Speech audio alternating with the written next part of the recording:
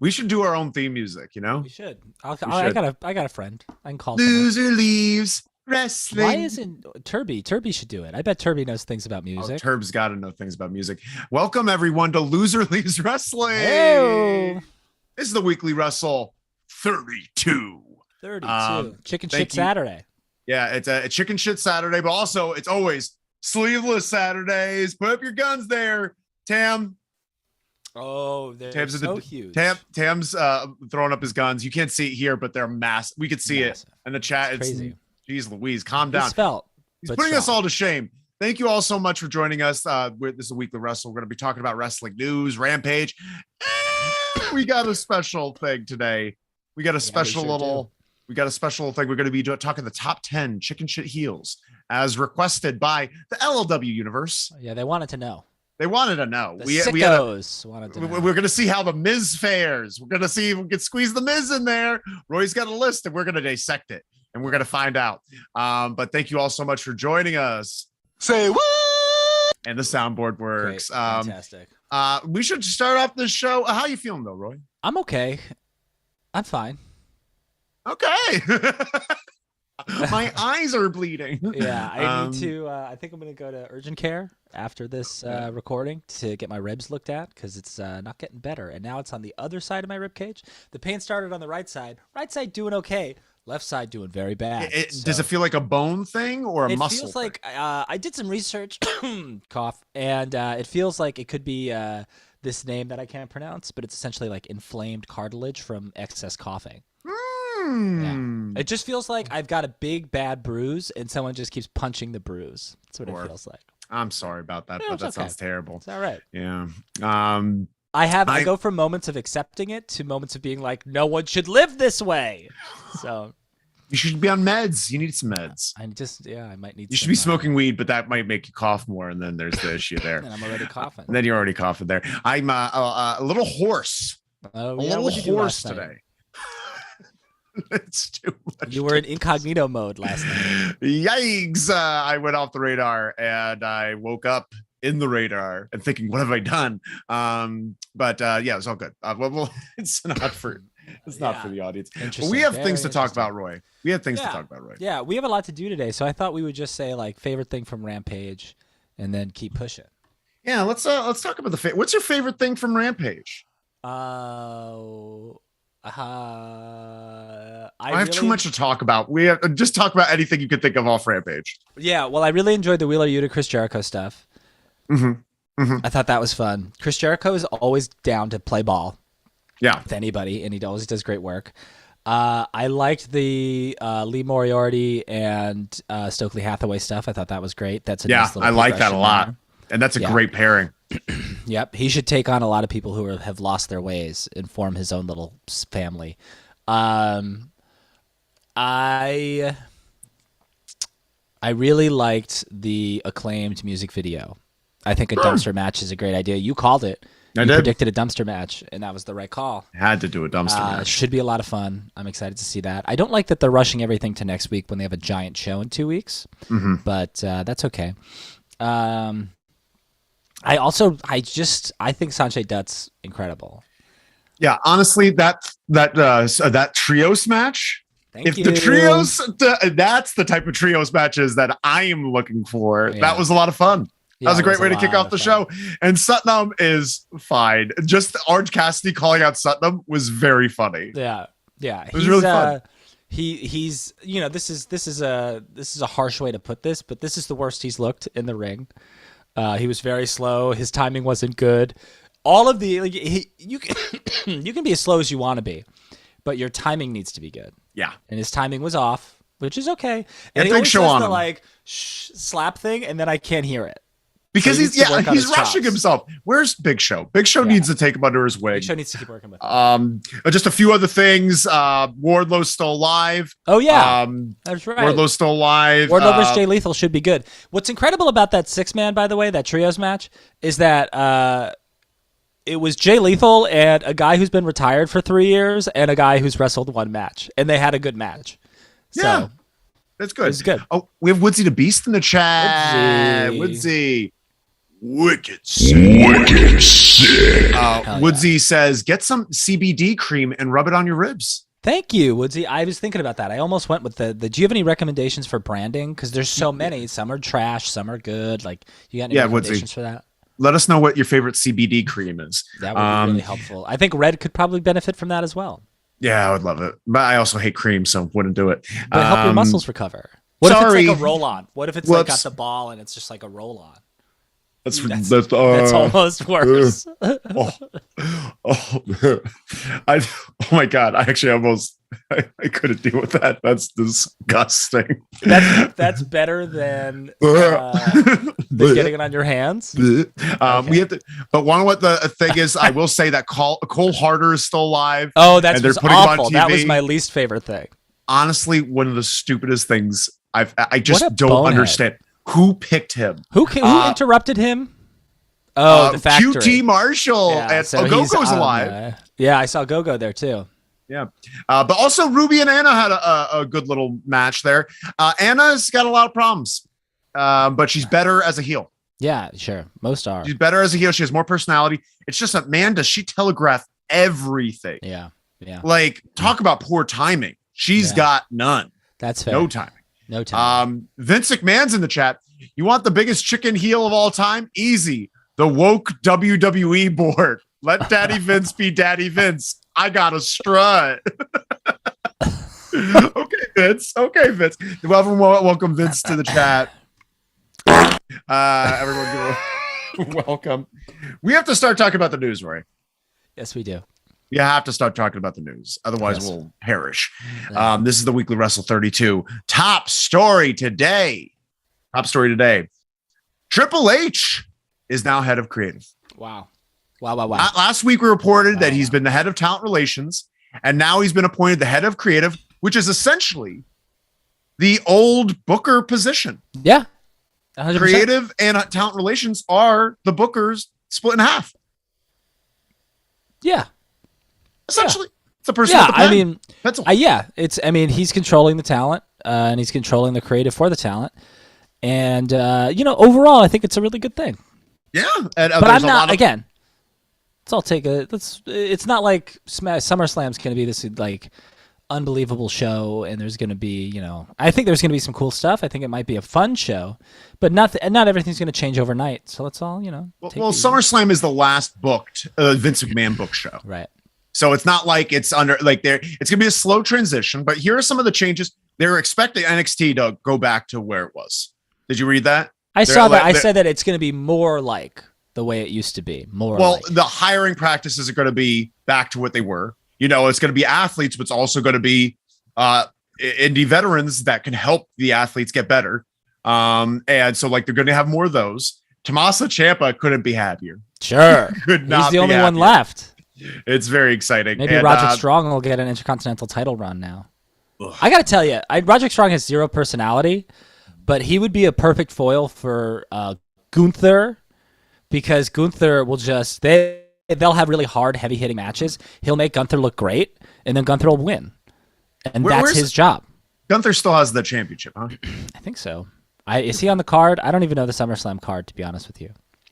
But some other things that happened with Triple H. We had the tryouts this weekend, and Paul Heyman was there, and Paul Heyman is now a part of the tryouts officially, where he spoke to them and he was one of the people evaluating. And if you're going to have someone on the team to evaluate potential new stars and talent, you can't go wrong with Paul Heyman. Can't go wrong with Paul Heyman.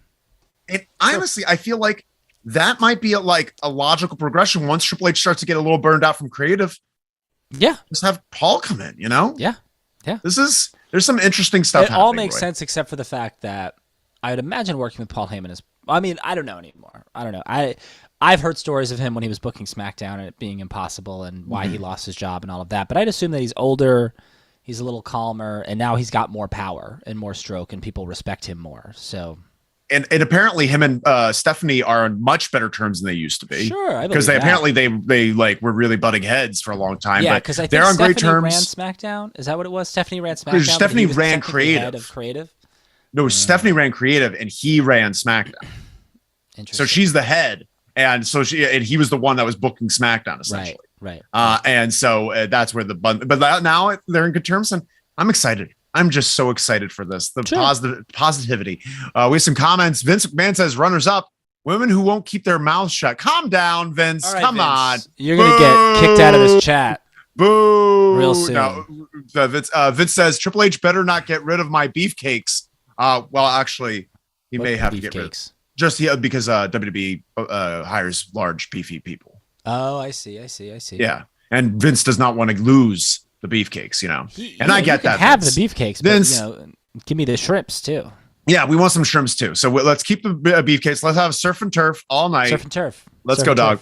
Woodsy the Beast says SmackDown was awesome. McIntyre and Sheamus was a legit 5-star match. That actually sounds like a good match. Oh, well, you don't like? I mean, look, I think McIntyre is very good. I think both of them are awesome, and I think they would have a good match. It's probably they beat the shit out of each other. They know each other. They know each other from years ago. Yeah, right. So I think got good chemistry. I think they're saying that Roman Reigns, Drew McIntyre, main eventing Clash at the Castle in September. And I got to tell you, McIntyre is going to beat Roman Reigns. Oh, yeah, McIntyre. They never fought each other, have they? I think they might have had one match maybe at some point, but I don't know if they ever really had it, like a main event. Actually, that sounds like a fun little match. They call it Clash at the Castle because it's in the UK, and he's from the UK, so he might win it. This might be a British Bulldog moment. Do you think he's going to win it, and then Gunther's going to fight him for the title? That sounds right. That sounds nice. That seems like a Royal Rumble match, and then Cody wins the Rumble, and it's Cody versus McIntyre. Yeah. I want Cody versus Gunther. I want Cody versus Roman Reigns. I want Cody versus the world. Vince says, I just bought Control Your Narrative. They are going to do wonders for my image. I'm sure they will, Vince. They're going to control your image. They're like your publicists. That's a smart move. We have to keep moving on, Roy. We have to keep moving on. What are you watching? I see baseball in the background. What are you talking about? What do you mean? I see it on the back of your poster. I lost the remote. I lost. Do you want me to try to turn it off? Oh yeah, you want me to try to get up? The remote. I did. I'm serious. I see you staring at the baseball. I looked over. My water's over here, and I'm over here. Do you like that I'm drinking water? You know how I drink water. Get out of here! It's out of here. Goose likes it. Yeah, I know. Oh, it's for Goose. Goose loves baseball. Yeah. All right, we got to start talking about some other things. I can turn it off. No. It's more fun to pick on you. Now you can't see. Red, I found the rope. Click. It's off. Yeah. No problem. We have some comments here. Tam's in the chat. Roy, exposed. Oh, shit. Tam. Exposed. Yeah, I've been busted. I've learned that because that happens. When I'm in meetings, if I'm in this room, someone's like, what's on in the background? I'm like, shut up. Shut up. It's the weather. We have to talk about the next thing here because very interesting developments. So WWE employees are not allowed to sell stock, trade stock right now. Did you hear about this? I didn't hear about this. The federal investigators are now on the case. Oh, boy. They're now investigating. And the SEC as well for securities fraud or something like that. And they stopped all WWE employees from trading stock.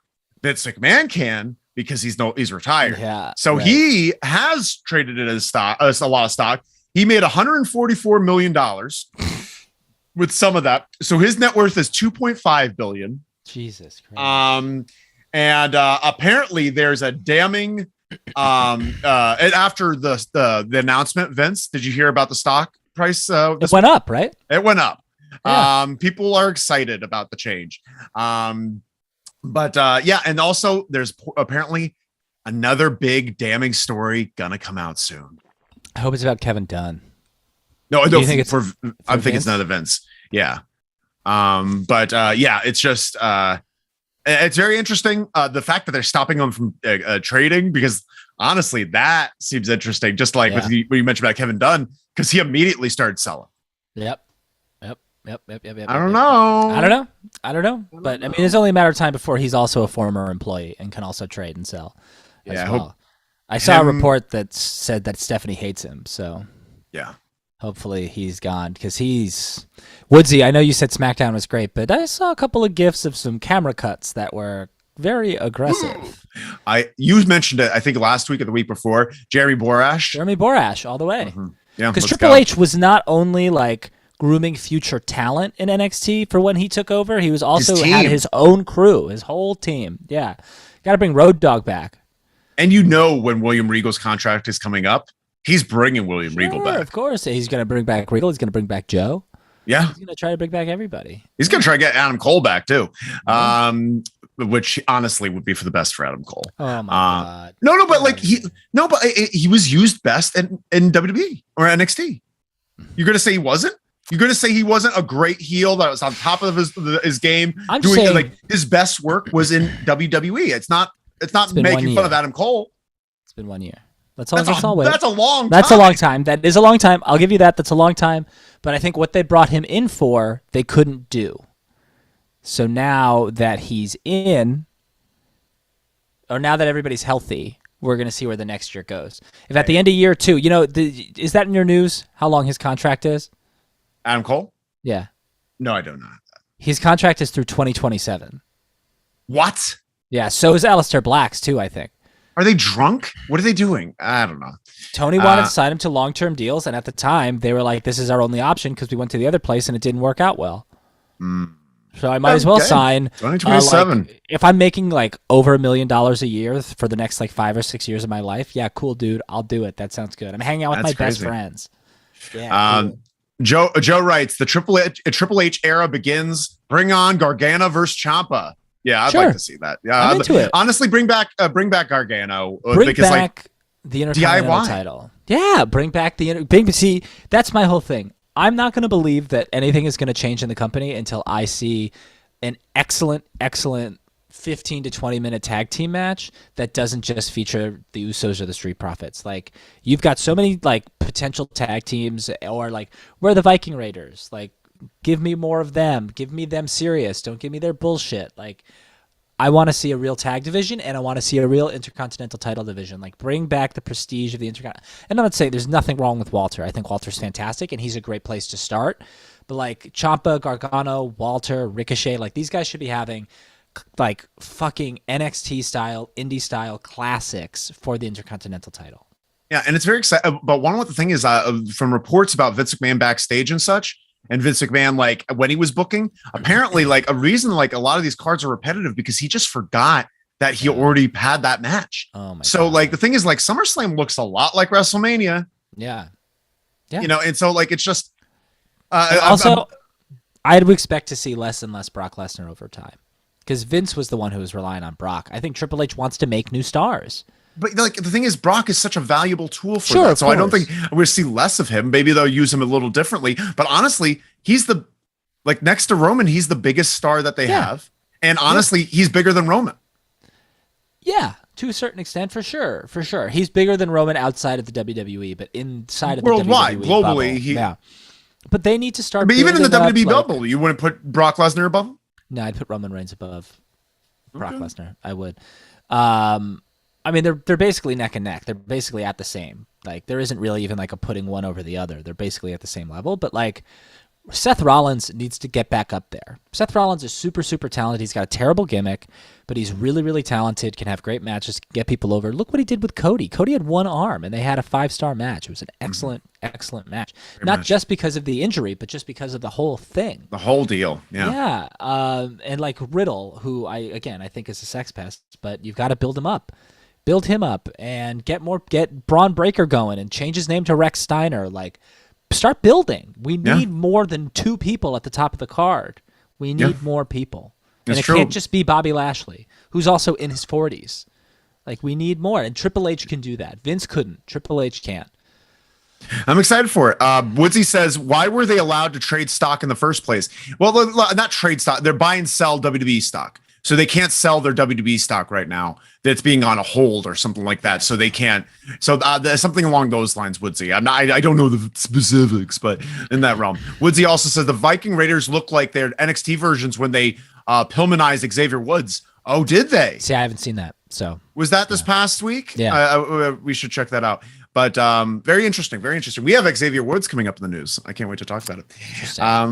But we got to keep moving on, Roy. Because we're sticking in this world We're sticking in this world, but we're going to. How are Shane and Linda doing? Oh boy. So did you hear about Linda's press conference? I watched the AFPI? I saw the clip when someone was like, hey, how about Vince? It's a big deal. And she's like, I'm not going to talk about that. I'm not talking about Vince or the WWE. I'm talking about AFPI or something like that. But then they asked again, like, so what's he going to be doing in retirement? Well, he's got to find something to do. And he's going to choose whatever he wants to do. And I think that's good or something like that. That's great. Yeah. And then he's like, well, but there's a scandal. And she just walks away from him. Love it. Yeah. But also Shane probably won't be coming back because nobody likes him.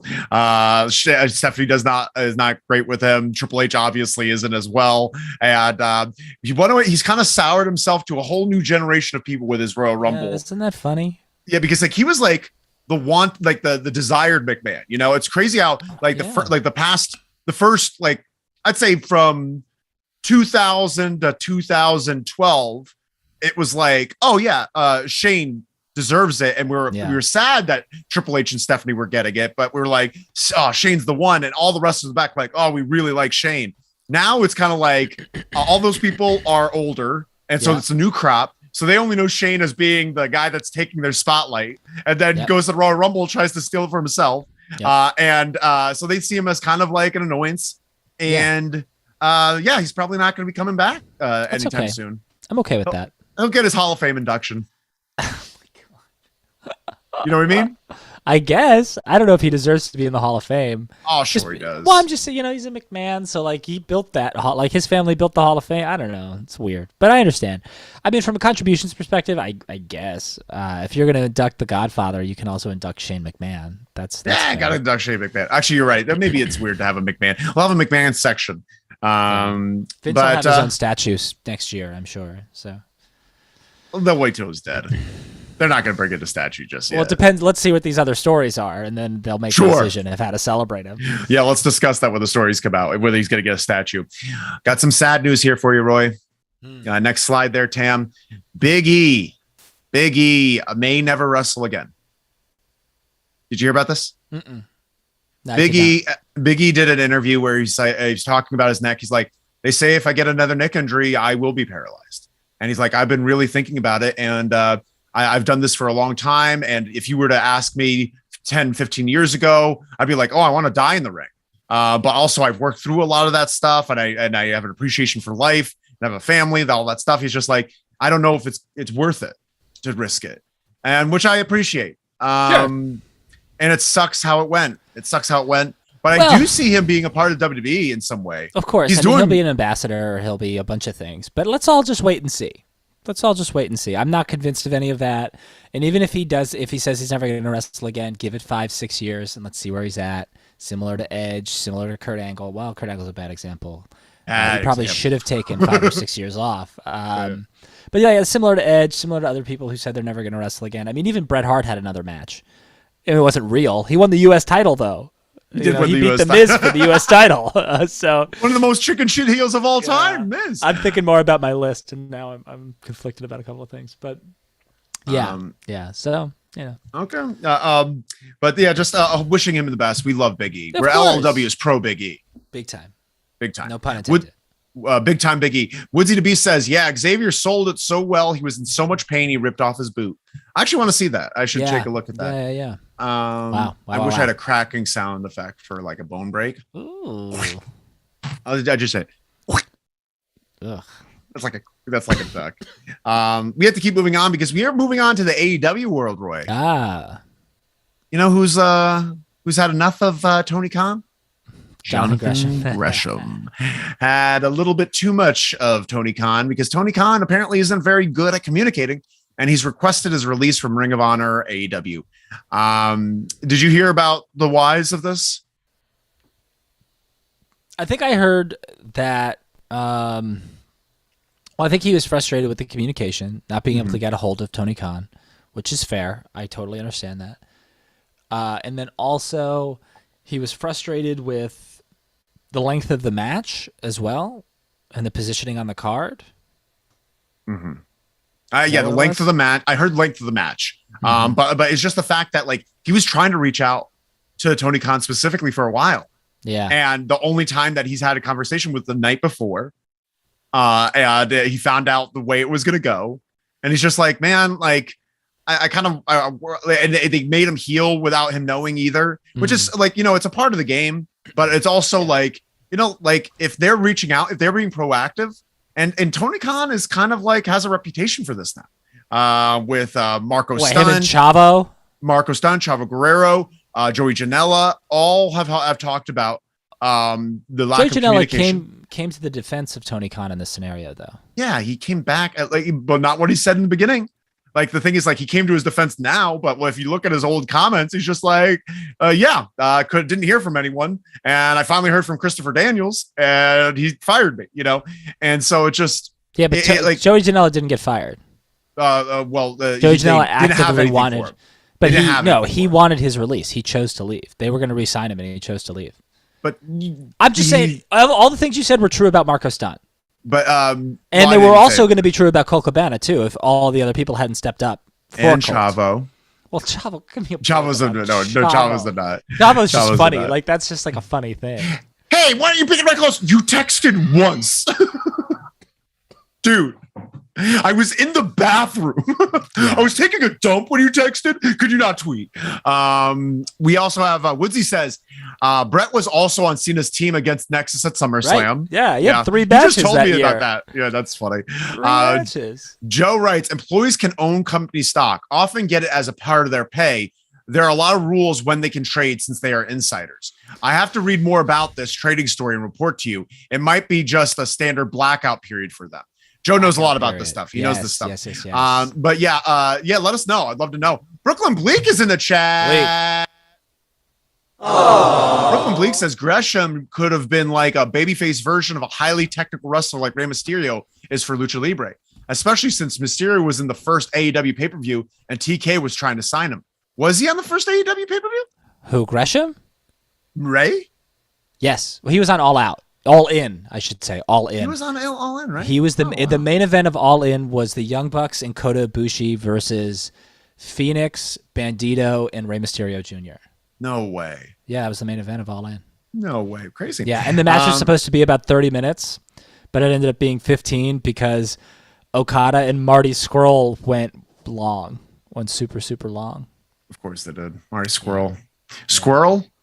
I like Squirrel. He's going to come back as Marty Scurll. He should. We'll call him Squirrel. Nobody knows him, yeah. Is he's canceled, right? Yeah. Yeah, he's gone. Joe writes, someone please make a gif of Chavo constantly checking his phone like a lovelorn ex. That's very funny. That's funny. I would love we could find that. I'm sure there's a Kerwin White looking at his phone. I was going to say, Tony says, Tony's in the chat. Tony Khan is in the chat. Moneybags Tony Khan. Gresham was just too small. Tony Khan never saw him in the big locker room. Boom! Come on, Tony. Come on, Tony. I'll tell you what. If he goes to WWE, another guy who could have a good feud with Gunther.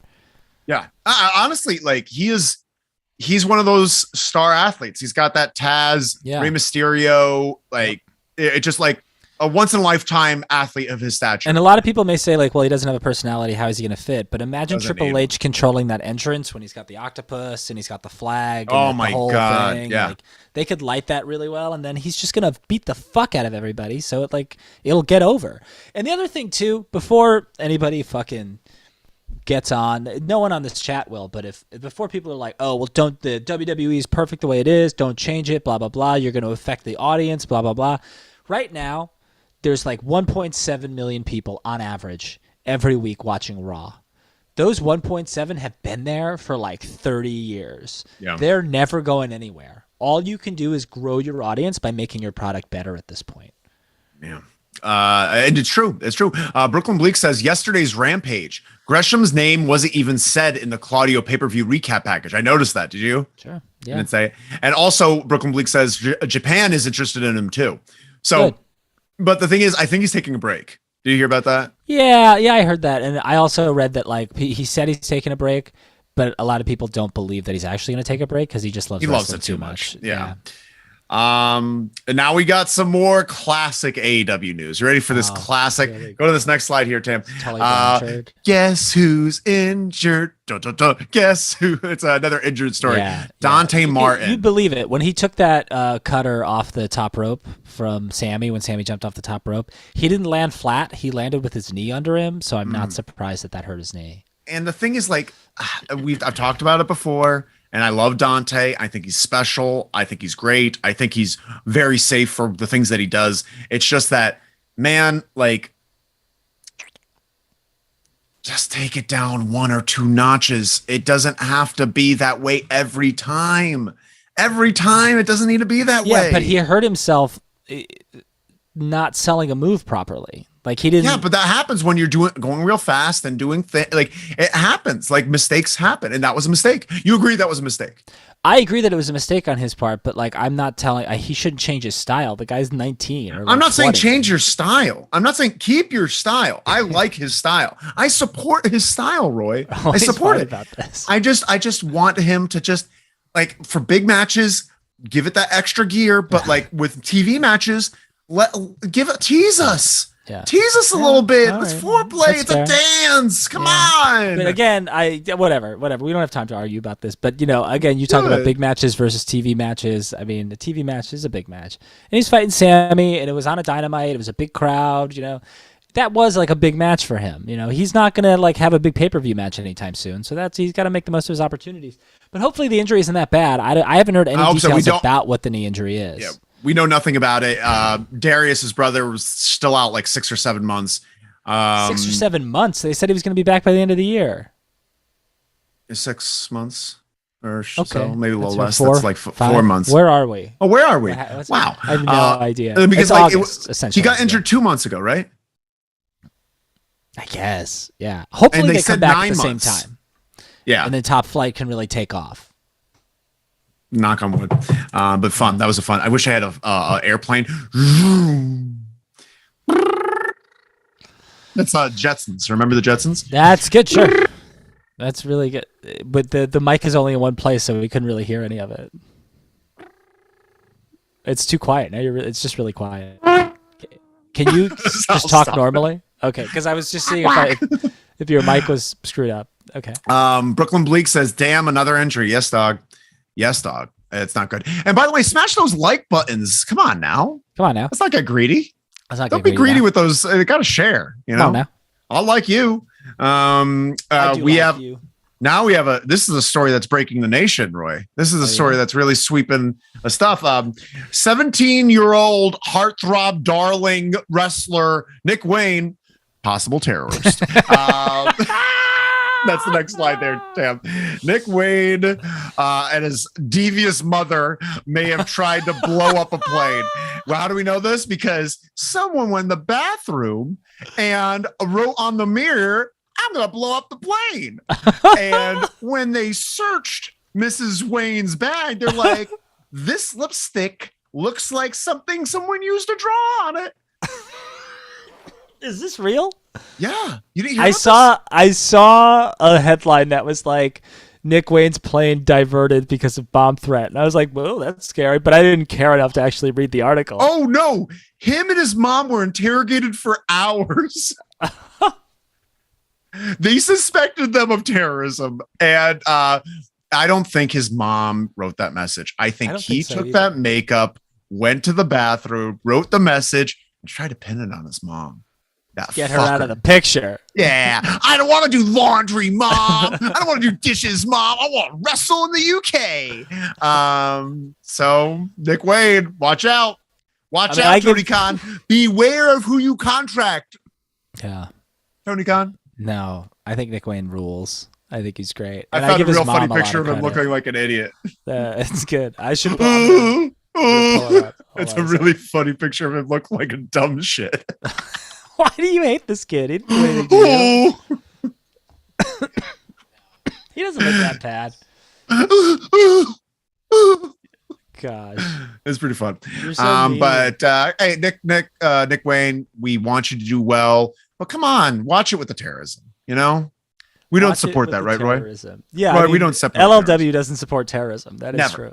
Never have, never will. You can't convince us otherwise. So Nick Wayne, you have some splaining to do. Yeah, you do. Brooklyn Bleak says, looks like a very young Ospreay in that picture. That's what he's going for. That's what he's going for sure. He looks like Jimmy Stewart staring into the sun. That's insane. That's insane. We have to keep moving on, though, Roy. We have to keep moving on because Tony Khan's making enemies everywhere. Did you notice this? He's making enemies everywhere. I've heard rumors about Brett Lauderdale. Oh no! Next slide, there, Tam. Brett Lauderdale has just filed for a trademark. Did you hear about this? No. Filed for a trademark for a pay-per-view called GCW Fight Forever. You know who recently did a trademark? Tony Khan for the AEW video game Fight Forever. Yeah. And that's kind of fucked up. What's fucked up? That Tony Khan filed for that trademark before Brett Lauderdale did? Yeah, that's kind of like, like I have a pay-per-view called All Out. Oh yeah, we have a pay-per-view too called All Out. Just like, you can't just take someone's name. What are you talking about? The video game has been called Fight Forever for over a year. Yeah. Tony Khan did that. Okay, so are you saying that? And Brett Lauderdale just filed for one, saying, "I want my pay-per-view to be called that." Oh, I thought you were shitting on Tony Khan for this. Khan. And I was like, "What did he do?" I'm shitting on Baby Brett. Yeah, I don't know why. Lauderdale. It's so funny because it's like you recall it. We want to call things Fight Forever, but what? Why? Like, just pick another crowd chant. Call it GCW. This is awesome. GCW. Holy shit! You deserve this. Yeah. So yeah, GCW. You deserve it. GCW. What? Like GCW. You still got it. That's good. That's better than Fight Forever. Get over it. Fight Forever is a good name for a video game. Yeah, it's a great name for a video game. AEW Fight Forever is a great name for a great name, and it's coming out soon. I'm so excited. Yeah, I was gonna buy a PS5 specifically for that game, but I can't now. Why not? Because I have a lot of more expenses now. Hey, we're always gonna need money. We're gonna be in debt for the rest of our lives, Roy. Once you get that going with me, credit card. I have like 18 of them. Before I could raise your credit limit pretty easily. You know, I don't know how to do that. Call up and ask, and they do it immediately. Wow, interesting. If you have good credit, they're just like, "Oh yeah, 10,000, cool." Oh yeah, I do have good credit. I'm trying to buy a car. Dog, I have good credit. You could do literally a call, and they'll do. But also, where would I even get one? Can I call Juicy? He still have connections. About what? About a PS5? Didn't you get? Oh a PS5 yeah. I'll find out. I'll find out about Juicy. Make a call. Yeah, we'll find out. Joe writes, Hook is the future. If he tried to take down a plane, you know Taz would slap him down. What? If Hook were a terrorist? That picture of Brett Lauderdale and Stephanie McMahon is so funny. It's really funny because when that first came out, that picture, there was like talk of like, she's not wearing a wedding ring. Is she dating Brett Lauderdale? Pipsqueak Brett Lauderdale? And then we have Tony and Tony's tapping, GCW, get the light tubes. That's a great name for a pay-per-view. Yeah. That's a good name because it's accurate, it's stupid, fits them perfectly. Yeah. Makes a lot of sense. Joe writes, Roy, call Ric Flair's old financial advisor firm. They helped him out, right? Because they did a terrible job. Oh, okay. He's trying to be facetious of the fact that Ric I have a financial advisor. Do you? Yeah, you need a guy? I got a good guy. Well, isn't Joe, like, not that Joe, but the other Joe. Isn't he your financial advisor? Joe? Yeah, the other. Joe, never mind. Oh, the other Joe. No, but no, he's not my financial advisor. He's kids. He can't be doing that. And honestly, I don't want to stress them out with these things. That's fair. I mean, I got a guy if you need it. Interesting. Brooklyn Bleak says somebody can recommend a credit card for you through theirs and get like $100 bonus per person. Wait, somebody can recommend a credit card for you through theirs and get $100 bonus per person. Do you need a credit card, Roy? We're learning a lot right now. Let us know more. Much. If anyone wants a credit card, I know a guy. Let me know and I'll send you a recommendation. Yeah, at Citibank. It's my guy, Citibank. But we have to keep moving on, Roy, because we can't talk about terrorist Nick Wayne and GCW forever. Because we have to talk about the next slide here. Kenny Omega's a dick, right? Whoa. Kenny Omega. Have you heard about some of these stories about Kenny Omega recently? No. First thing he's talking on my friend. Let me paint a picture. May I? Okay. Paint. Okay. Paint. Kenny Omega Have you heard some of his interviews getting mad at the wrestling fans online? Yeah, and I don't just calling them. But it's just like, it sounds like old man wrestler talk. Depends on what it sounds exactly like anyone. He's literally, but yeah, it depends on what it is. But he's using a lot of blanket statements. These fans online that don't have any lives and that all they do all day is critique our shit. Here's the thing. Like, well, actually, you finish your statement and then I'll try to. Next thing is he sent us a cease and desist. Did you hear about this? No, to who? To Will Ospreay. He sent the cease and desist because Will Ospreay has a T-shirt that says Billy the Wanker, and he's giving a one-winged angel, and on the T-shirt on the back it says "better than the best bout machine." I'm looking this up right now because I need to know more. Kenny Omega. He sent a cease and desist to Pro Wrestling Tees to stop selling this T-shirt, and Will Ospreay put online. He's just like, he's just a piece of shit, and he's like giving the too sweet thing. He's like, there's that, and also, did you hear about him with Xavier Woods? What? I thought they were always buddies. No, apparently he's just antagonistic towards Xavier Woods for no reason. And Xavier Woods doesn't know why. So like Xavier Woods is a part of this new game. Have you heard of I think it's Fall Guys or something like that? It's a video game where like but they have different skins, and they got an Xavier Woods skin where it's like, oh, you look like Xavier Woods with the crown as King Xavier, whatever. Oh, that's and cool. Like a few other wrestlers in there. I think Asuka's in there and a few others, but someone wrote online like, oh, I keep playing as Xavier Woods and I never win. What's going on? And then Kenny Omega responded to that just saying something like, yeah, he's wearing the king. He's wearing like a crown because he's the king. He's like, yeah, there's a lot of things that Xavier did that he didn't deserve, like that King of the Ring. But soon there'll be one. I'll have a skin, and you could play as me, the cleaner. No worries. And then Xavier Woods comes back. He's just like, oh, I did earn this, just like I earned the my spot in Gears of War and all these other video games that he's a part of. Yeah, like they have skins for. And then he's like, oh, but congratulations, Kenny, on being part of the community creations. And it's like the game where you get to download. Then Kenny softened up. He's just like, oh, I want to fight you. And then Xavier's like, what? Whatever. But yeah, he's just kind of a dick. Okay. He's kind of like a shit starter. Yeah, maybe a little bit. I don't know. I understand the cease and desist. I get that. That makes sense to me. That's fine. I'm not mad about that.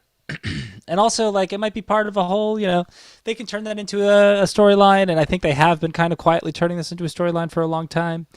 But if I'm him, I'm pretty pissed off too in a lot of ways, because you got to think, like, he's been the brunt of a lot of shit for a really long time, especially on the internet.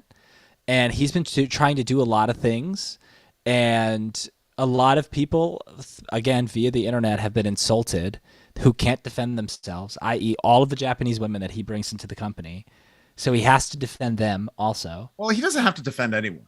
Women can defend themselves. Yeah, if they can speak the language. But if they don't speak the language, they don't see the insults. It's just that's not true, but if they see they can respond in their own way. Like, they don't need Kenny Omega to come to their defense. That's fine. All I'm saying is that he also has to be a representative for his company that he works for. And he's been under a lot of pressure, and he's also been injured for a really long time. But, like, yeah, okay, the Xavier Woods thing, if it actually is what it is, he's what? If you took what you just said verbatim, I don't like take it out of context and switch it Kenny Omega for Triple H, it's the same thing. There's a lot of people hating him a lot. He's trying hard, and like you wouldn't have that same like oh, keep off Triple H. It's the same thing. True. People ragging him online. They treat him like shit. They've always hated him, but it's just like it's what you do. Like that's the curse of celebrity. There's gonna be people shit talking you. Yeah, sure. Well, I don't know if the Triple H and the Kenny Omega thing are slightly different. I agree with what you're saying, because I will defend Kenny Omega before I'll defend Triple H any day of the week. But Kenny Omega Triple H never needed to do any of this. Triple H is under the WWE umbrella forever, so he has never needed, like, Kenny Omega just joined. I mean, AEW just started 3 years ago. So, like, before then, Kenny had to do all of his own promotion, had to get his name out there, had to do all of that, and had to run his own social media and be involved and be on the tip of everyone's tongues to get the bookings, to get the money that he needs, especially considering he made all of his money in Japan. So, and of course, when something becomes really popular because of a certain population, like his matches against Okada, another part of that population is going to tear it all apart. And you got to read all of that shit every day, and that's exhausting. But that's and you've got one person personally attacking him constantly in Jim Cornette, and that's a trickle-down effect because now all these other people are personally attacking him all the time. So, like, he isn't the only person. Look, I'm not saying that he's the only person being attacked on the internet. A lot of people are, and he's the only person maybe reacting this way right now, but I don't blame him or anyone else for reacting certain ways when they're constantly being berated on the internet. I would say that if it was just that, but then this other context of Xavier Woods and some of the things that he says, like calling people losers, like I don't know, it's a little much. It's a little much. And it honestly sounds like Triple H in 2008 talk about the internet fans like, yeah, they don't know what they're talking about. Let's see you be in the ring. Let's see when you play some couple boots and see what you feel. We have some Woodsy the Beast says, GCW, you screwed Brett. That's a good one. Good. That's a really good one. That's very good, Woodsy the Beast. Brooklyn Bleak says, Fall Guys is a free multiplayer game like Fortnite, but no guns. Yeah, I played Fall Guys. I just got it. Also, I played Fortnite. I got Fortnite because they have a new John Cena skin, and I got it. This whole skin thing is very, very unfamiliar to me. I don't know what any of this is. Yeah, I'm kind of a gamer now, so I'm kind of in the world. But I got John Cena out. Like, it's John Cena. It's John Cena with a gun. In his, like, cargo shorts? It is cargo, like his shorts and a green "You Can't See Me" shirt and hat. And his weapon is the foam inflatable this, and he could use that as a weapon. And he does that when he does that. So it's like, oh wow, that's funny. It's a lot of fun.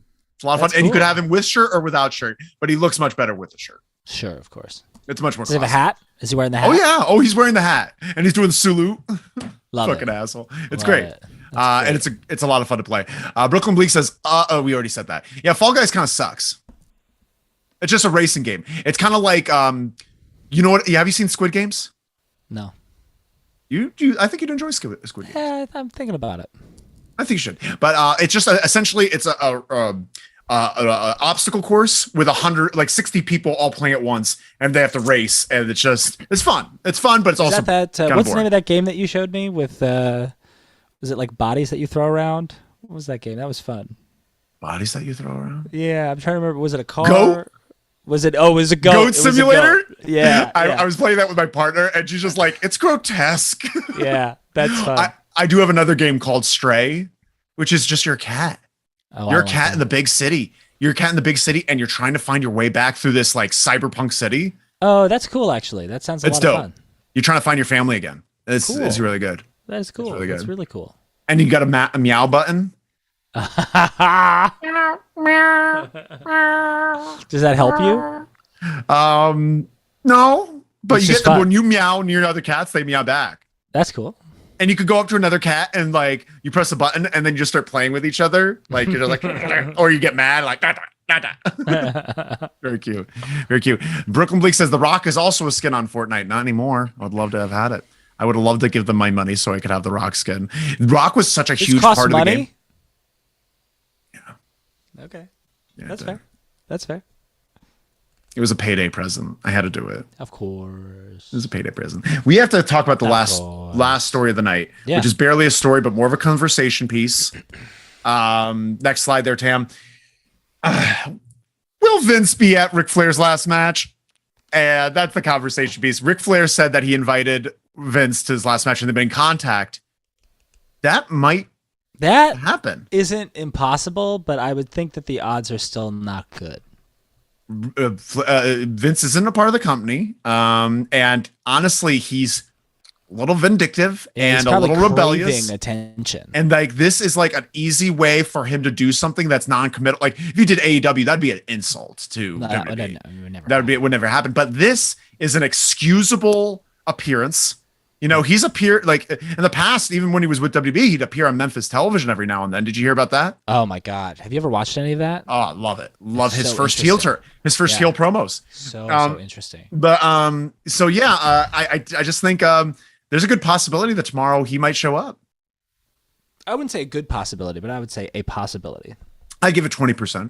Yeah. Okay. That works for me. I'm curious. I'm not gonna be able to watch the show live, but I'm excited to go back and watch it. What is it on, Bleacher Report or Fight? It's going to be on Fight TV. I haven't bought it yet, but I'll buy it, and then you'll have my Fight login, and we can watch it. Awesome. And make sure the split. Yeah. We'll figure it out. But yeah, that's the last part. I just wanted to ask I also just want to it doesn't come off like a big piece of news, but I think it's a big piece of news. New Japan is introducing the NJPW Women's Championship, and that's the first time they've ever had a women's title in the history of their company. Awesome. So that's cool, and it's going to be defended in both Japan and America. I just wanted to throw that out there. I don't know anything about the G1 standings currently. We'll watch it as it gets closer to the end. Oh, yeah, sure. Yeah, we'll get the final four. That'd be fun. Yeah, right. Cool. Yeah, that's the end of the news. That's the end of the news. But we have a moment of truth. A very special segment. A very special segment that we're calling Top 10 Chicken Shit Heels with Roy. Yeah. So Red challenged me, and so did the rest of the LLW universe challenged me to come with my list of the top 10 chicken shit heels of all time. Now, before we get to the list, Tam, don't pull up number 10 just yet. But before we get to the list, I have some honorable mentions that I want to point out. One, a favorite of yours, and I have to admit that he's a bit of a chicken shit heel. Briefly, he was briefly a chicken shit heel. JBL, when he was world champion. Good answer. Good answer. He's an honorable mention. Sasha Banks and Bayley during the Thunderdome are both honorable mentions. In 2020, parts of 2021, they were both really fantastic as chicken shit heels. Britt Baker is in the same breath in 2021, another good chicken shit. You call her chicken shit as chicken shit. Yeah, I mean, she had Rebel doing a lot of her dirty work, and she was always running around. So yeah. Okay. Also, William Regal at times in his career was a chicken shit heel as a commissioner.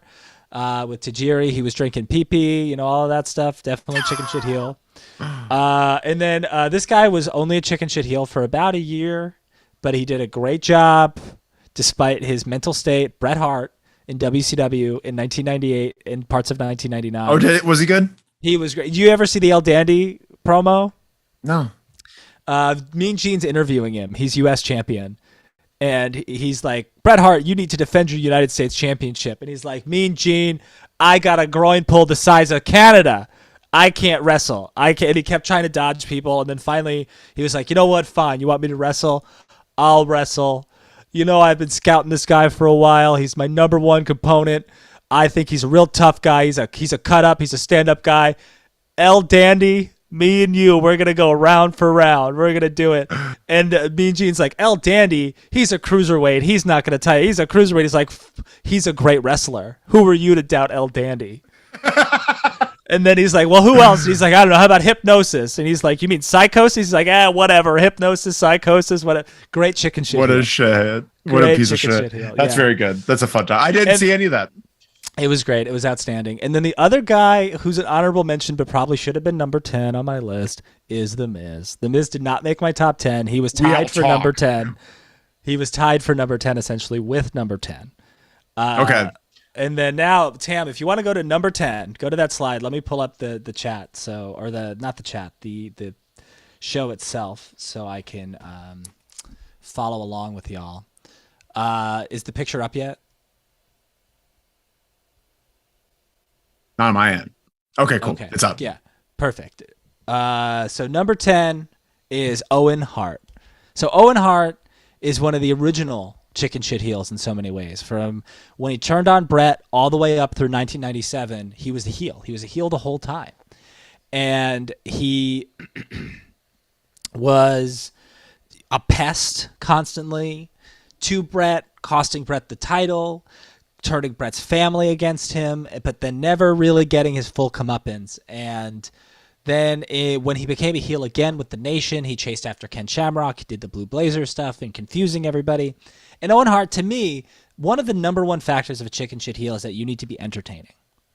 You just need to be entertaining. And there aren't many people in this period of time in the WWE who are more entertaining than Owen Hart.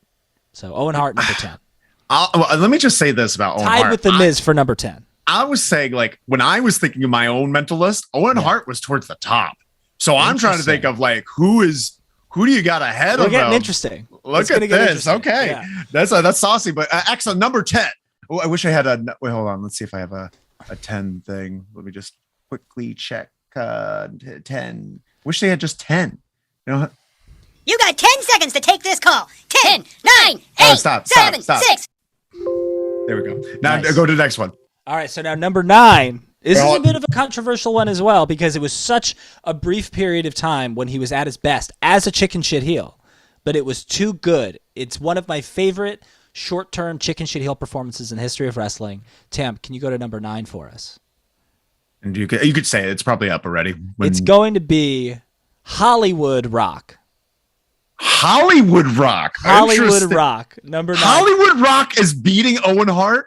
Now that we think about it, you're right. You're right about that. And like our definitions of chicken shit heels could also vary, but Hollywood Rock came into the WWE round Royal Rumble. He fought Hogan, Austin, and Goldberg. Those are his opponents. Made them all look great. Did the singing concert. He put Hurricane over. Mm-hmm. He put Booker T over too in that battle royal that they had, and he ran perfect. Perfect. Hollywood Rock was fantastic, but also let's not forget the complimentary chicken shit heel performances of The Rock's time. 1998, the corporate champion Rock, his feud with Austin in 98 into 99. Good chicken shit heel work there as well. And also some stuff in 97 and 98 with the Nation, but really like corporate champion Rock, but Hollywood Rock king. Yeah, that's when he was first started doing the trailblazing line. Remember, he's like the trailblazing, eyebrow raising, strong as an ox, quick as a fox. Best thing to happen to Canada because the maple leaves suck. Yeah. And then chicken shit heel Rock in 1998, his corporate champion, would do the thing where he's like, he wouldn't say if you smell. Can we count them together? Yeah, they're together. Yeah. Okay. So because that makes a lot more sense because corporate Rock is a pretty corporate and Nation Rock. Yeah. Okay. And my whole thing is that we're talking about the wrestler themselves, but I give you more points if you were able to be different versions of a chicken shit heel. So like Hollywood Rock is very different version of chicken shit heel than like corporate Rock. So overall, The Rock is number 9, but particularly I'm celebrating Hollywood Rock. Okay, that's fair. But so far I'm not mad at this list. I do feel The Miz should be in here still, but we'll see. We'll see. Now, number 8 squoze him out. Number 8 is really, really controversial. Oh, God. But if I'm being honest, he did incredible work, just he did incredible work 9 before wrestling became what it is. Mm-hmm. But there's no denying that this is the best heel work in the history of professional wrestling for a non-wrestler. Can we go to number 8, Tam? Number 8 is Andy Kaufman. 8. That's good. That's good. Number 8 is Andy Kaufman, huh? Do you understand? Right. Do you understand that he created the like Hollywood persona in professional wrestling? Okay. Let's think about it. He went to Memphis. He was the first person to pull out the toilet paper and be like, "This is toilet paper." And the crowd's going crazy for him. Jerry Lawler chased him for months. They got on David Letterman and he slapped him, and then he said he was going to sue him. He wrestled women on national television and beat them. He's literally wearing a shirt that says National Wrestling's like Women's World Champion. Like he is the chicken shit. Okay, I agree, and there's a technicality here which it fits and it works. But if I swear to God, if anything below this, if Pete Rose shows up, I'm gonna lose. No. He's little chicken. I told you, chicken costume. 1 through 7 is like pretty locked in my opinion. Okay. But this is I think Andy Kaufman's work is excellent. And that's also Jerry Lawler is in my top 7.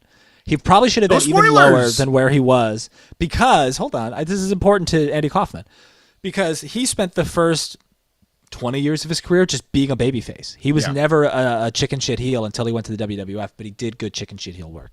So Andy Kaufman is number 8. It's a controversial one, but he really did excellent work. He really, really did. I mean, if anybody should be celebrating Andy Kaufman's chicken shit heel work, it's you. No, you sold me on it, and I see it. It's just angering me for the Miz's sake, but sure, I get it. Sure. I get it. All right. We got some comments here quick before we move on. We have Woodsy B says El Dandy is such a stand-up guy. Yes. Is he a nice guy? Yeah, well, it's also his line. That's Bret Hart's line in that interview. He's a stand-up guy. Oh, that's very funny. Woodsy says Repo Man better be on this list. He stole Macho Man's hat. Repo Man would have been a potentially good candidate. Don't you fucking dare. But he's not. He didn't make it. Tony writes The Rock vs. Hurricane was classic. Great match. So fun. Yeah, really excellent. Wizard B says the Hollywood Rock had the best Rock theme. Yeah. Do you smell what the Rock is cooking? Yeah. With the helicopter flying, it's great. And he only ever wore that leather vest and leather pants. It was excellent. Joe has some thoughts about this. Hold on. Can we let's keep moving. Let's keep moving. Let's keep moving, Joe. We'll keep moving. You're right. We'll get to it. I don't need to hear about longevity, Joe. I don't need to hear about longevity. You're reading it. And the reason for that, and I'll show you. Let's go to number 7, Tam. Let's go to number 7. Let's go to number 7. Before you say 7, wait. Yeah. They say that I'm on number 7. There we go. Thank you. Student watches porn number 7 naked. Gets the list for longevity and for creativity, because right now in this moment he is a chicken shit heel, but a different version of a chicken shit heel than he's ever been before in his 20-year career, over 20-year career. It's Christian. Christian is number 7. Number 7. Christian, I like that. Christian was his very first version of chicken shit heeldom was when he turned on Edge and was part of the Alliance in 2001. And then he was a chicken shit heel all throughout that period of time, different versions with Jericho as a tag team, on his own, feuding with Scott Steiner and Test. And then he did that feud against Jericho in 2004. And then he became a huge, huge babyface in TNA, and then eventually became another chicken shit heel with Christian and Tomko, and then became a huge babyface when he went back to the WWE, and then became another chicken shit heel, again, a completely different version, after Edge retired, and now he's suddenly a chicken shit heel. And then after all of that, he's a babyface, he's retired, and now he's a different version. And a great his best version, honestly. I'm loving this new Christian. But great. Wow, excellent choice. Yeah. Christian, great choice. Number 7. Fuck. Number 7. Yeah. Okay. And that's longevity and creativity. The Miz has been the same person since 2011. He's changed his ring gear. That's not true. He's talked a little bit more about Hollywood. That's not true. That's not true. Let's be honest here. Come on now, Roy. Come on. All right. Well, let's move on to number 6, because we can agree that Christian is in a good sorry. Are you just looking for number 6? Words. You look fat in those jeans. I'll take that as a number 6. So number 6, he's already being talked about a lot on the chat here. And it makes sense, and he lines up. So number 6, he's currently a chicken shit heel again. Same thing as Christian. But I would say even more impressive, it's Chris Jericho. Chris Jericho is number 6. So now Chris Jericho's number 6 because, Chris Jericho probably should be in the top 5. I screwed this up. Chris Jericho should be higher up on this list. Well, yeah, it's already decided. It's already decided. So Chris Jericho, and this image specifically is really important, because Chris Jericho starts becoming a chicken shit heel in 1997. He starts losing and throwing temper tantrums when it's over. By the way, another thing that Christian did was throwing temper tantrums after he lost. I love that. Chicken shit heel. And it was honestly, he had the best temper tantrums because he'd slam on the mat, jump up and down. It was really good. Yeah. So then, Chris Jericho really starts to come into his own as a chicken shit heel when he starts to feud with Dean Malenko. And nothing screams more like chicken shit heel than having a long list of a long piece of paper and saying, "Oh yeah, Dean Malenko, you're a man of 1,000 holds. Well, I'm a man of 1,004 holds, and here are all of my moves." And he's listing them off, and then it's conspiracy theories, and everyone's against him. And then 1999, he debuts in WWF immediately as a chicken shit heel, gets yelled at by The Rock, and he has war words with Road Dogg, feuds with Ken Shamrock, then becomes a big baby face, and then as champion, as undisputed champion, big time chicken shit heel. And then just continues to be a chicken shit heel to the point where he lost a loser leaves town match in 2005 and left the company. Classic chicken shit heel. And one of the best exits for a company when you're leaving the company. They picked him up and dragged him out as he's screaming, "No, no!" And it was awesome. It was really great. And then when he comes back in the suit, he's still a chicken shit heel. He's just a serious chicken shit heel, but still a chicken shit. Punches Sean's wife. Yeah, punches Sean's wife in the face. Are you kidding me? Legit. Yeah. He really punched her in the face. Yeah. And then the whole list and the scarves and all of that was supposed to be heel, but he was such a chicken shit heel that it got over and he became a babyface. But he was such a chicken. His stuff with Owens, chicken shit healed him. And then his early Le Champion stuff, he has a whole stable with him. He's a chicken shit. He's running. And now what he's doing now. So like Chris Jericho, number 6 all time, chicken shit heels. Should be probably number 4, but it's okay. We'll go with number 6. That's awesome. Great choice. We should read some of the comments here. Yeah. Now Brooklyn, you already mentioned Joe's thing about the Miz and longevity. You mentioned Chris Jericho in WCW. Brooklyn Bleak says, "Oh, maybe Batista right before he left WWE for Hollywood." I did like that. That was good work. I really like Batista. Yeah. Joe writes, "Kaufman is a phenomenal pick. Good job, Joe. Look at Joe being supportive Wrestling of history." Tony writes, "What the fuck was that, Red?" It's one of the many soundboards. One of the sounds. Then right, lol. Joe writes, "I'm not saying that the Miz is the best chicken shit heel, just one of. Yes, Jericho destroys him. He's in the top 15. He's number 11, if not number 10. Tony writes, "The Miz is supposed to be zombie. Get it right? Is supposed. Oh, he's supposed to be a zombie now. Is Miz a zombie? Because he got eaten by those zombies in that zombie lumberjack match." Brooklyn Blake says, "Number 1, armbar." That was his list. Yeah. Tony says, "You just made the list." That too. Chicken shit heel. Okay, Roy, you're doing a pretty good job. All right, now the 1 through 5 should not. We shouldn't be too many surprises here, if any. I think we could argue about the list, the order, but let's go to number 5. We've already talked about him. High five. Nice. Number 5 is none other than the king himself, Jerry Lawler. Jerry Lawler is number 5. Interesting. I can't wait to see how this plays out. So Jerry Lawler, number 5. Okay. Jerry Lawler is number 5, and the picture itself is very funny that I found. It's him wearing a Burger King crown, and he's very upset. Because they chanted Burger King at him. Yeah, right, which was great. And Brett started the Burger King chant. And, between the, bringing in the dentist and having to kiss feet when he was feuding with Brett in 95, and the weird, horrible stuff that he did with Jake, and then the stuff he did with Ultimate Warrior in 96, all of his heel commentary work throughout his time in the WWF, and also his ECW stuff. He's honestly, a good chicken shit heel. Yeah.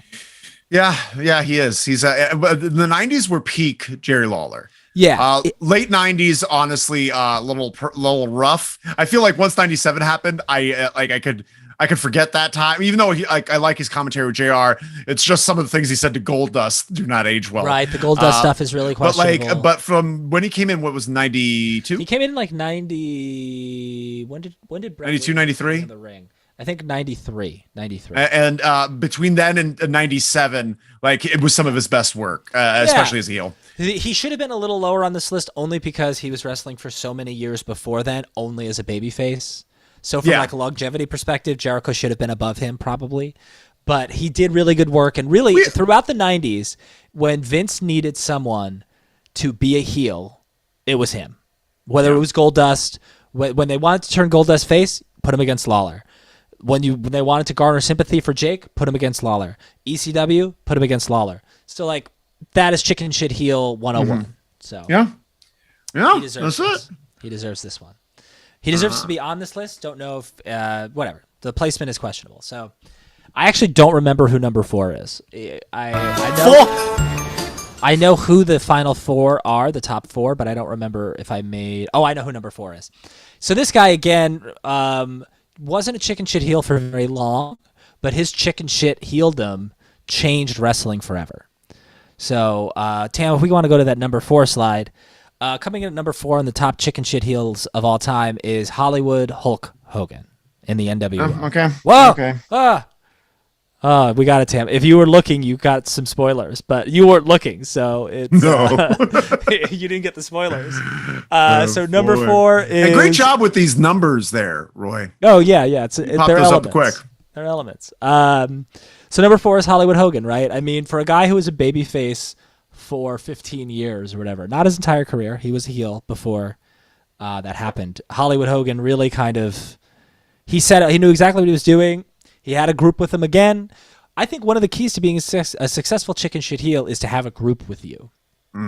So because you need people between you and the opponent. Exactly. Yeah. So his stuff feuding with Sting, his stuff feuding with Macho Man, just the NWO stuff in general, the way he got Goldberg over forever, his stuff with DDP and Karl Malone, Jay Leno, like he made these people look good and feel important, despite the fact that, I obviously have a lot of issues with Hulk Hogan in general, as we all do at this point.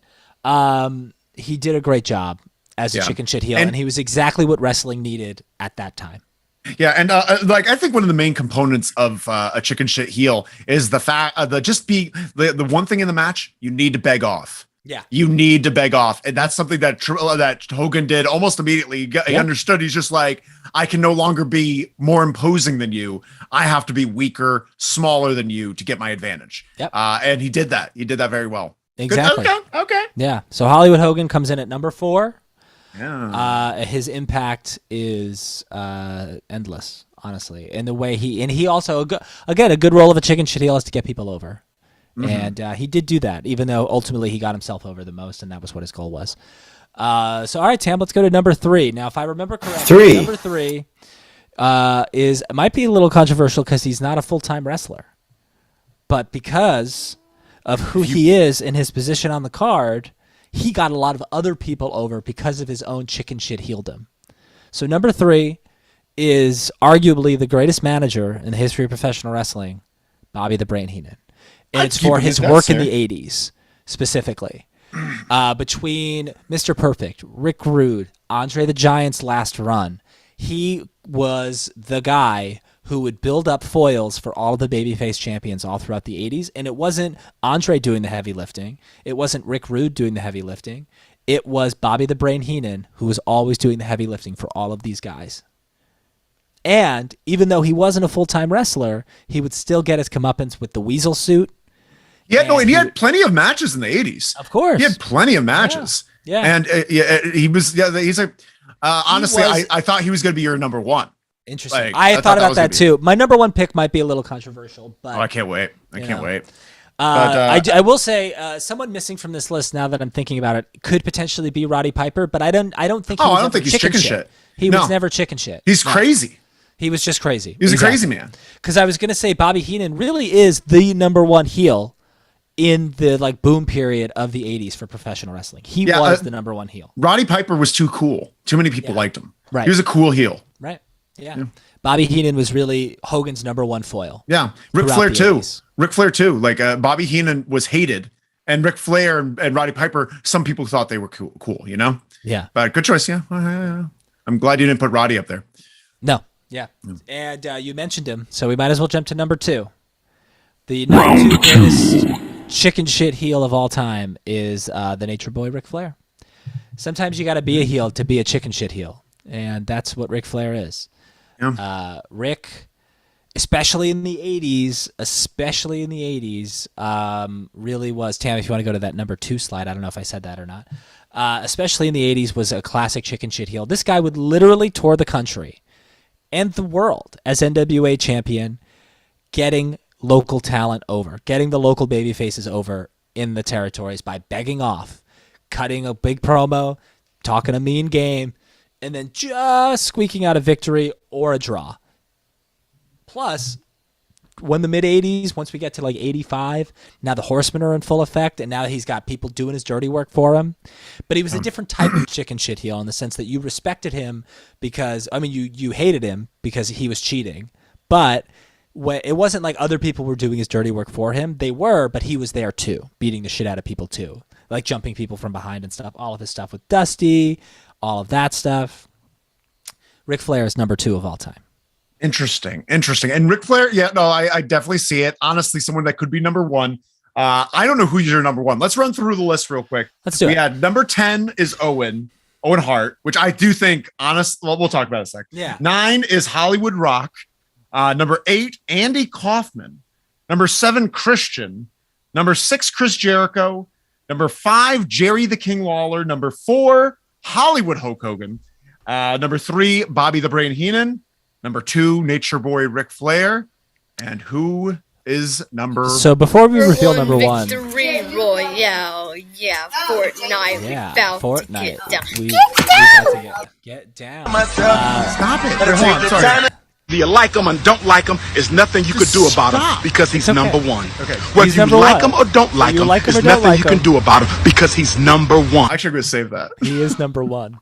That's good for these countdowns. We talked about it, right? Like we talked about the idea of a chicken shit heel is to get the baby face over, and is to be like hateable, and there is no one more hateable in the history of professional wrestling. And there was no one who was more hateable at the most important time in professional wrestling than number one, Mr. McMahon. Not Vince McMahon, but Mr. McMahon. Mm-hmm. And the picture that I chose for it, Tam, if you want to go to that slide, says it all to me. There are so many different slides that I could have chosen, so many different pictures I could have chosen for this. But the picture I chose is him getting arrested in 1998 because Austin was the one who got him arrested. So, I mean, Vince, like...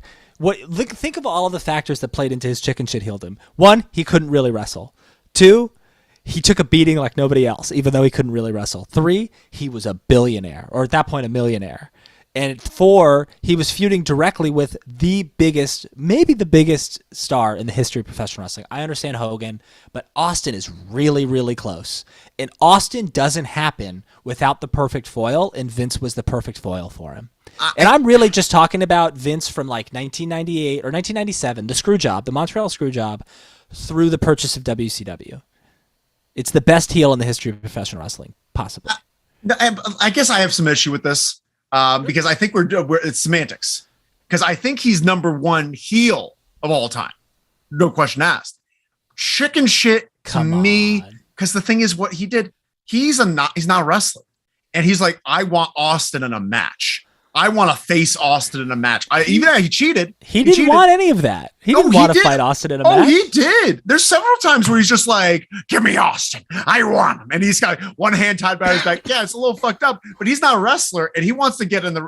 I just don't see chicken shit with Vince. He got it though. Like, he didn't want that cage match against Austin. He didn't want He wanted to be in the Rumble, but he didn't want to be number 30. I mean, honestly, he wanted to be number 30. He was number 2. I don't know if he got arrested. He pissed himself. He got the gun thing. He got his cars destroyed. Like he had the corporation. He had henchmen working for him. He fired people. He fired Austin multiple times, and it never worked. It always backfired on him. Man, he's a chicken shit heel. I agree with all of your. By the way, I agree with all of your honorable mentions. So I'll agree Miz does not belong in this list with the ones that you have. Fair. But I think that Vince is a toss-up for me. Let us know what you think, Who's your number audience. one? Who's your number one? Honestly, for the it's not the longest duration as the biggest chicken shit heel, but during that time of him being, he was the epitome of what I see as a chicken shit heel, running away, literally pumping your arms, running away, like scared, being so conniving and devious, like to lie directly to like your parents' faces. Owen Hart. You think Owen Hart is the number one chicken shit heel of all time? If you take his feud with Bret and just that, but like, of course there's longevity and you have to take, but if I'm talking about like in the moment, the best chicken shit heel I've ever seen, his voice is so whiny and you know, like there's just so much about it. I would probably put Owen Hart or Bobby Heenan. Wow. I do Owen Hart or Bobby Heenan. Wow. But you made a very interesting argument for Andy Kaufman. Honestly, the more you talk Andy about Kaufman's that, probably number 10. Just based on so many other things. If we're talking about the slice of time, him in that zone, like if you're just talking about that, might be. let's get into some of these comments here. Woodsy says, I wish 08 Jericho interacted with Hollywood Rock. Ooh, that would be fun. Incredible. That'd be amazing. Joe writes, Roy says the role of a heel is to get your opponent over, then has to backtrack when talking about Hogan. Yeah, what are you talking about?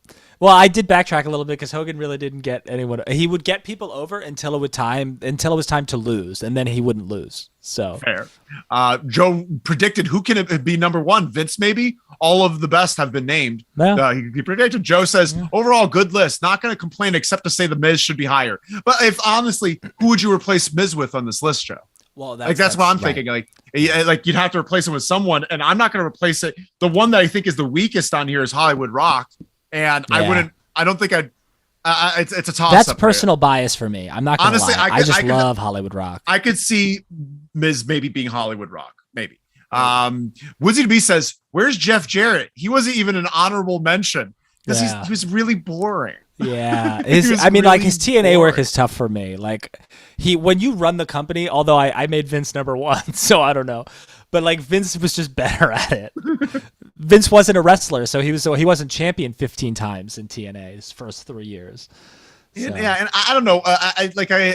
Although that is a good point. He is the chicken shit heel. He's chicken shit heel. But I wouldn't.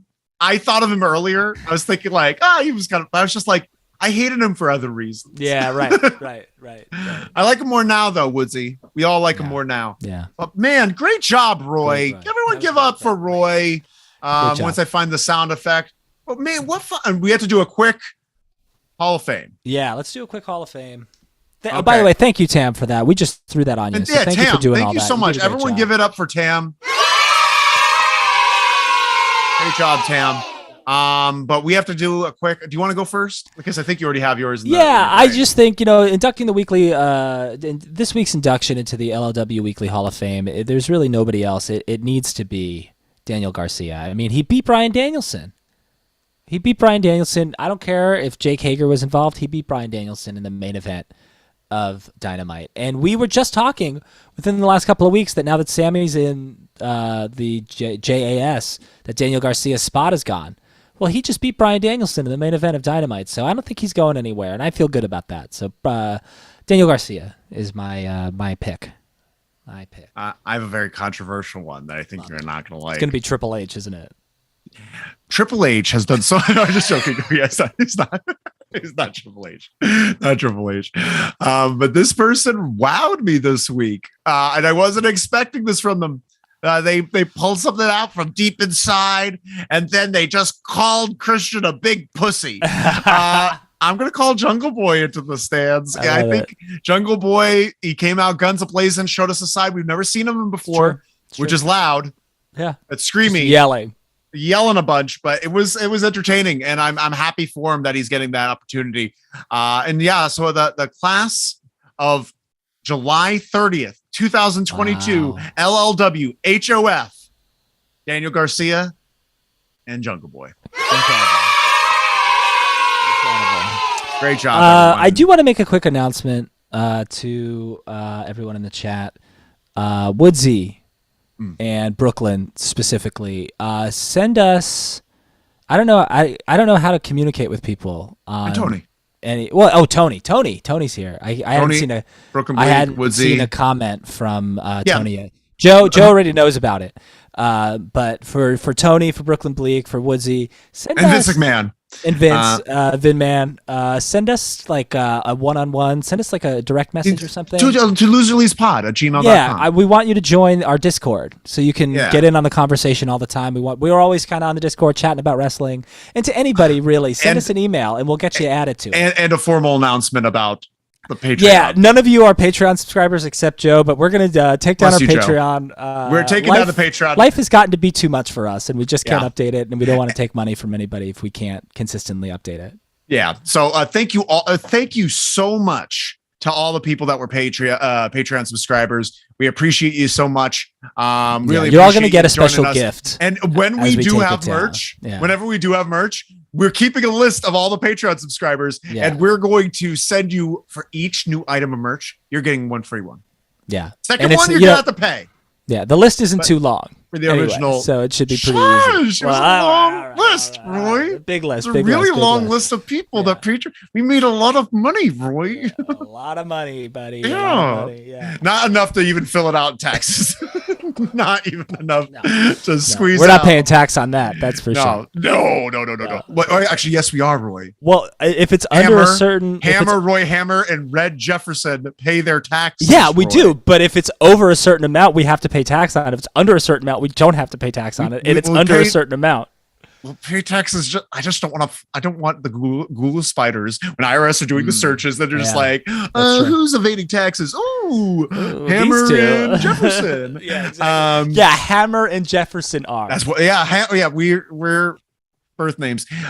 Joe writes Triple H for Hall of Fame for saving the WWE, wrestling, and our hearts. That's adorable, Joe. That's adorable. Joe. Brooklyn Bleak says, yeah, great list. Thank you so much, Brooklyn Bleak. Brooklyn Bleak says, I just got a Twitter account. I followed this channel. Bless you, Brooklyn Bleak. Send us a direct message. Send us a direct message on there. Joe says, do you accept PayPal donations? Seriously, I'm sure some like me would like to help with the podcast. That bless you. No. Yeah, I think we're fine, Joe. Thank you so much. You do great, and I really we're appreciate both the thought. Fortunate to have full-time jobs and we have full-time jobs, able to support ourselves. And when we start making more content and stuff like that, we might reopen. And also, I want to point out too, for those of you who know or don't know, don't say that here. Don't say that.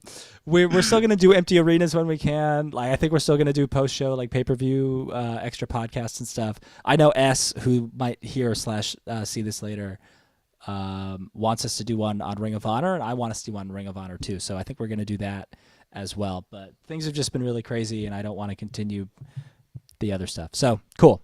All right. But I just want to say thank you to our super subscribers that gave us action, because we had way too many to mention all the subscribers. Right. But the ones that donated the most, we're going to say to Doug, Meta Sumbro, Chica Marks, Joe, and S. Thank you all so much. Thank you. We appreciate you're the super subscribers. Most everyone, like everyone else, like you're the ones that like they're subscribed, but there's thousands of people that I can't mention, unfortunately. But Brooklyn Bleak says, you have a Discord? No. Yeah, that's what I'm saying. That's what I'm saying. No, we don't. That's what we want to do. Ask us, and we'll add you to the Discord, Brooklyn Bleak. We're always talking about wrestling. Add it. That's what we want to do. We want to make. We have a free Discord. We have some people from the show. S, Joe, they're in the Discord. We're in the Discord. Uncle Moet is in the Discord. Uncle Moet's in the Discord. Yeah. Buse. So like, come hang out. My brother's there. Buse is there. So we want to add everybody, as many people as we can, to the Discord, so we can all just be chatting about wrestling within reason. If you're problematic, you will get booted. Yeah, well, that's true. So hey, Vince, get out of here. Yeah, no Vince. But thank you all so much again. We really appreciate everything. Appreciate all of you. Yeah. Please join us for Wednesday. More Loser Leaves Wrestling, the Who's and What's. That's right. AEW Dynamite. That's right. Packed Dynamite show on Wednesday. Yeah. Packed show. But we have to get out of here because Tam needs to get to bed. Tam needs to go to bed. Tam needs some bedtime, dog. All right. Let's have a good one. Have a great one. Bye. Give us a countdown. Bye. 4, 3, 2, 1.